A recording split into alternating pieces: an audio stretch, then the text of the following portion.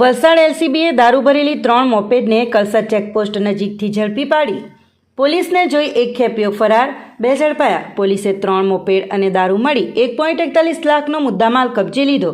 Valsad local crime બ્રાન્ચની ટીમના police constable Kanaksinh, Rajnikant Bariya, Sanjay ચૌહાણની ટીમ પેટ્રોલિંગમાં ફરી રહ્યા હતા. જે દરમિયાન તેઓને કલસર ચેકપોસ્ટ નજીક 2 માઇલ રસ્તા પર આવેલી એક ચાની લારી પાસે 3 જેટલા મોપેડ પર ખેપિયાઓ દારૂનો જથ્થો ભરીને લાવ્યા હોવાની બાતમી મળતાં જ તાત્કાલિક એલસીબી પોલીસની ટીમ બાતમીવાળા સ્થળે પહોંચી હતી.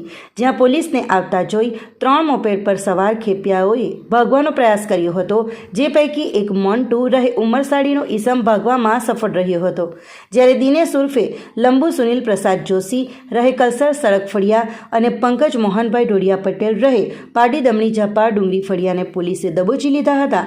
ત્યાં મળી આવેલી 3 મોપેડ પરથી પોલીસને વિદેશી દારૂની બોટલ નંગ 376 જેની કિંમત ₹36,300નો જથ્થો હાથ લાગ્યો હતો અને 3 મોપેડની કિંમત ₹90,000 મળી 1,41,300નો કુલ મુદ્દામાલ એલસીબી પોલીસે કબજે લઈ કાયદેસરની કાર્યવાહી હાથ ધરી હતી. અને આ કેસમાં દારૂનો જથ્થો ભરાવી આપનાર બીકે વાઇન શોપ પર કામ કરતો વસંત નામનો ઈસમ અને દારૂનો જથ્થો મંગાવનાર કલસર સડક ફળિયાની ઇન્દુબેન મહેશભાઈ પટેલ નામની મહિલાને વોન્ટેડ જાહેર કરી હાલે આગળની વધુ કાર્યવાહી પોલીસે હાથ ધરી છે. અમારી લાઈવ ન્યૂઝ 24 ચેનલને સબસ્ક્રાઇબ કરો.